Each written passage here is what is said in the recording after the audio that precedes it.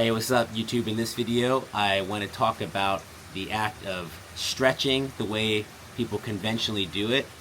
I want to talk about what you're actually doing when you're stretching and why, though you might not be aware of it, you are doing something that is actually reducing your body fluency and thus harming you in the long run, even if in the short term there's some benefits and some relief.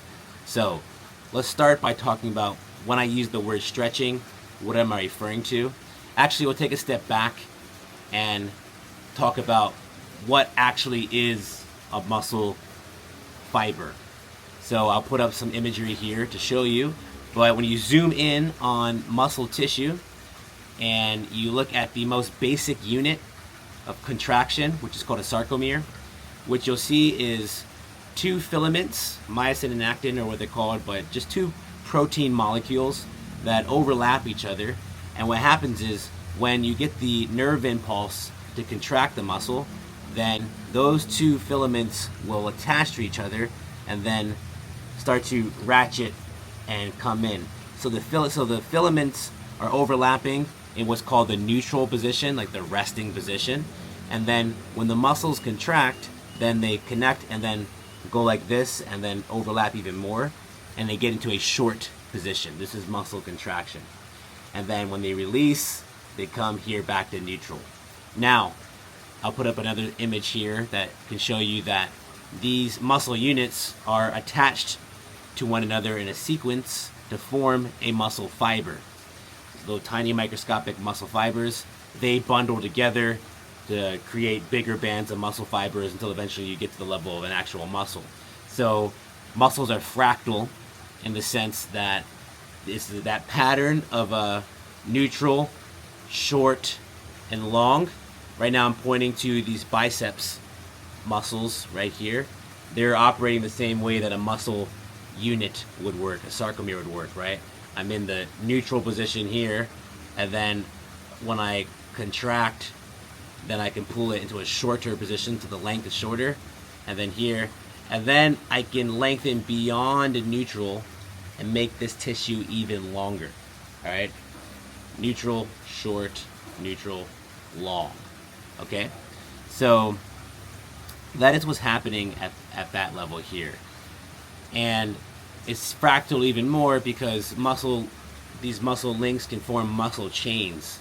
So, for example, this bicep could connect to my pec minor muscle, which gets short here, neutral, long, and if I connect that to my bicep, then they're both long here and they're both short here. Long, short. All right, and why am I bringing all that up? So now let's talk about stretching.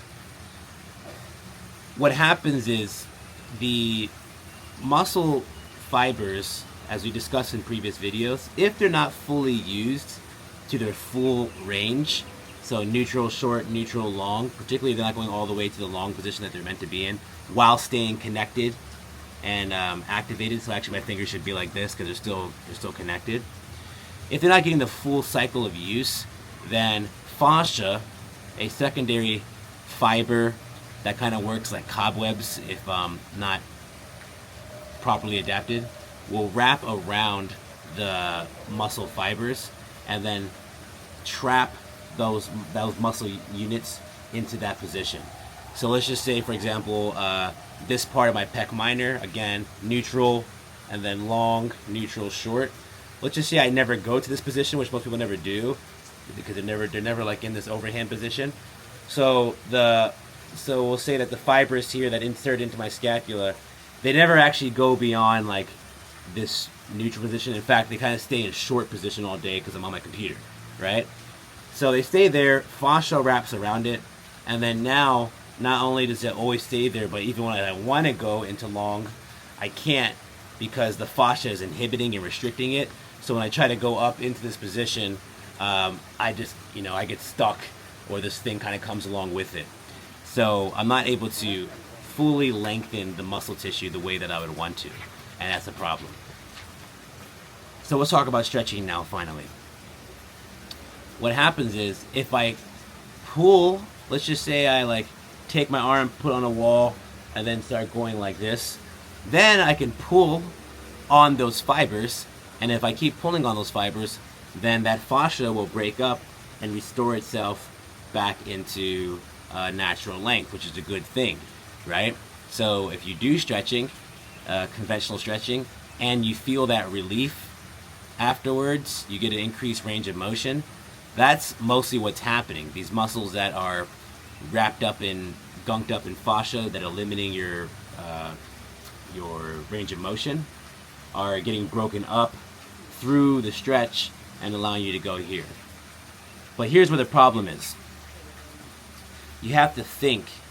Remember, I told you that the muscle units exist as a chain, as a sequence of units. And if some of those units are stuck and wrapped up in fascia, while other ones aren't, then when I pull on the whole thing, it's not going to pull evenly. So to help you illustrate this, I'll give you two images in your mind. The simplest one, I want you to imagine 3 rubber bands. 2 of them are skinny and light, heavy rubber bands. And then the third one is a heavy rubber band. Now we're going to tie those skinny rubber bands to either end of the heavy one. So it's a chain of skinny, heavy, skinny. And now I'm going to grab the skinny rubber band and grab the other skinny rubber band, and then I'm going to pull on both sides like this. I want you now to visualize what would happen to that whole 3-band chain. Would they all stretch evenly and lengthen evenly? Or probably you are intuited that the skinnier bands, they would stretch more. And then meanwhile, that band in the middle wouldn't really stretch at all until we've reached the elastic limit of these outer skinnier bands. Then this one will start to stretch, but it will come at the cost of overstretching these ones on the end, right? So I keep doing this, and these ones at the end will overstretch, and in fact they might even snap and then break entirely before I get much stretch here. But even if they don't snap, if I want to get stretch here and kind of leave this one open and stretch, then because I passed the elastic limit of the skinnier ones, they're going to get flimsy, and then when I come back and let go of everything, these ones are going to have lost their elasticity. They'll be flimsy, they'll be flaccid, a word you'll hear me use a lot in Body Fluency.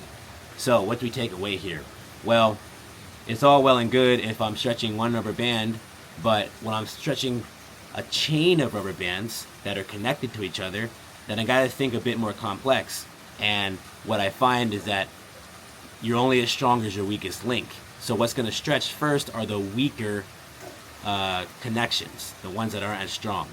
Now let's transfer that back over to thinking about our muscle fibers.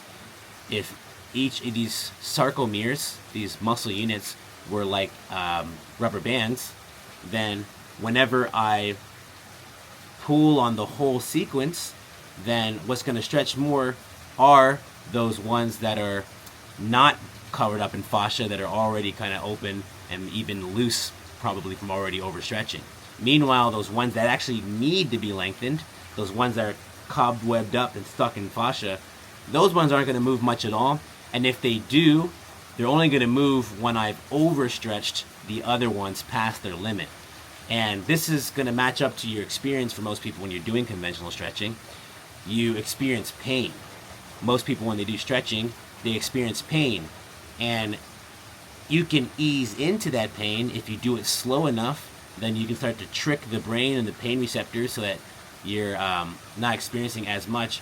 Or as I get into that pain limit, like these rubber bands that are stretched past their limit, I'm experiencing the pain, but it's still pulling on those other ones that are stuck and short, and then they're releasing a bit. So that allows me to kind of get further and further, right? But again, I'm coming at a cost, and that cost is even more if you're like really leaning in and pushing into that stretch. So this should now kind of give a clear picture to what's actually happening when you're doing a conventional stretch. You're not just doing a muscle, you're not just stretching your hamstrings, Everything's connected into chains. And when you stretch and lean into some range of motion, what's going to stretch first is the weakest link in that chain. And if you're experiencing pain, then that weakest link is actually tearing and experiencing damage. Now, at the same time, those muscles that are stuck and wrapped up in fascia, they will also be releasing and getting some length into them, but it comes at the cost of the other ones being damaged. And then if you keep compounding this cost, you train flaccidity into your system.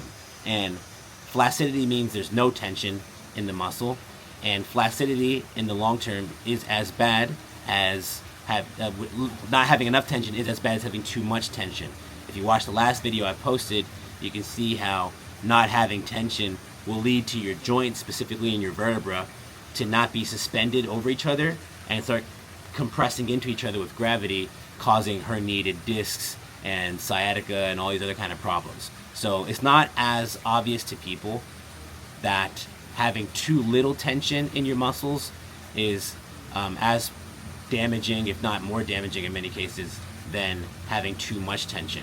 It's just that the problems that are the result of having too little tension they take longer to develop, because what's happening is your bones need to grind against each other over a period of time for the longer term problems to occur. So this is really the sinister part about stretching, is that you get this short term relief and you are feeling good in the short term, and then all of a sudden you wait until you're like late 30s and 40s and 50s, and then all these problems start compounding, and people don't really appreciate that those poundings are actually the result of stretching. In fact, because stretching is viewed as this unalloyed good, this perfect thing that has no downside to it, when they have those problems that were actually downstream caused by stretching, they stretch even more and actually exacerbate the problem unknowingly. So it really is a thing that needs to be widespread.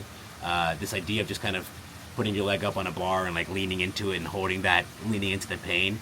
Understand that that's a cultural phenomenon. Animals don't do that. You'll see animals do these kind of like fluent movements to kind of get things opened up, but they won't just like sit there in a painful end range experience like that. It's just not a natural thing to do. So what do we do about it? Well, we do the body fluency techniques, which of course I'll keep making videos explaining what that is, but just to kind of bring it back to our analogy of the rubber bands, we have these 3 rubber bands. 2 are already stretched enough, and this one in the middle is tight. That's the one we actually want to stretch. So how do we stretch that? It's not wise to sacrifice the ones on the end just to get a stretch here by pulling there. What we want to do is come and take our fingers and grab that middle rubber band and start to pull and stretch that directly, right? Then we can get that length from that middle rubber band without causing any damage to the ones that are here on the side. So what does that look like here in the body? Well, if these rubber bands now represent the different muscle links in our body network, and we develop the mental body fluency to isolate and control each of these links, then I can take a link in the chain. So for example, this pec minor here, I say I want to lengthen this pec minor without causing damage elsewhere. I think to myself, pec minor, what are the 2 nodes that this muscle inserts into? And that's going to be my scapula and the front part of my sternal ribs. This is my sternum, this is the ribs that connect to my sternum. So that's where the pec minor inserts into, 2 nodes. And then I think to myself, okay, cool, let me grab some muscles that are coming off of these nodes. So for the scapula, I can grab, say, like this trapezius muscle going down here, and I can grab other muscles, but we'll keep it simple like that for now. This trapezius going here, and then for this rib, I can grab this rectus abdominis muscle here, and with my mental fluency, I can control this rectus abdominis, tension the trap, and then lengthen both of those. And then what that did is that now that middle rubber band was able to open and release. And it's already open and fluent for me, but if it wasn't, the first time I did it was actually like quite clumped up, and I had to grab a lot more muscles just to pull on it. But when I did, it was like opened it up, and I had this experience that was not painful at all. It was very relieving, because that's what you experience when you take a muscle from the short position and then open it back up into its natural neutrality and length, breaking up all that fascia. Okay, so clear distinction between releasing fascia and stretching muscle fibers to their breaking point beyond their elastic limit. And what most people are doing in conventional stretching is the latter. They're doing both, but they're doing more of the latter, and they're getting the good thing, releasing fascia, by paying a hefty price of breaking muscle tissue. Okay? So hopefully that gives a clear picture of what's actually happening. While you wait for these body fluency techniques to release your fascia, a better thing you can be doing than stretching is myofascial release. So it's pretty straightforward. Get a foam roller, get a lacrosse ball or whatever, and then put it directly on your muscle. It's extremely uncomfortable, but if you just sit there and then lay your weight into it, you need at least 2 or 3 minutes on a spot. Don't go back and forth. Just kind of sit it there and then let it melt into it, slowly rocking back. If you find a knot, don't go back over the knot. Just kind of knead that knot with it, the way a massage therapist would, and that will give you more range of motion without actually sacrificing any of your actual muscle tissue and making you flaccid overall. Final point I'll make is that, again, people don't realize just how destructive stretching can be. They think it's just a panacea, and there's of course many practices that are entirely based on stretching, and there are people I know who are very, very flexible, very, very bendy, which seems like a good thing, but then they're very weak. They're not able to actually create tension. They're easily pushed over and knocked over. And you might think, okay, it's fine, I don't need to be like a super strong person. But that weakness is not just an athletic performance. That weakness is for the whole body. So a lot of these people who are super bendy, super flexible, they have to get hip surgeries in their 30s and hip replacements. Why? Because all the tension's gone and now their hip joint is just grinding, right? Their vertebra just grinding. So it's not as commonly known that these people, particularly women who have stretched way too much in their lifetime, are experiencing pain, are experiencing injury and debilitating things at a very early age, despite the idea that stretching was good for you and they could be very flexible. All right, it's more complex than that. It's not about being flexible, it's about being fluent. Fluent is the one thing you cannot have too much of. All right, you want to be as fluent as possible. You don't want to be hypermobile, right? You don't want to be putting up 1,000 pounds on the bench press, but you can't move your body. You want fluency. That is the overarching good that you can't have too much of. All right. So I hope that clears things up a bit. If you like this video, like it and subscribe. Leave a comment. Let me know if you have any questions, and stay tuned for more videos.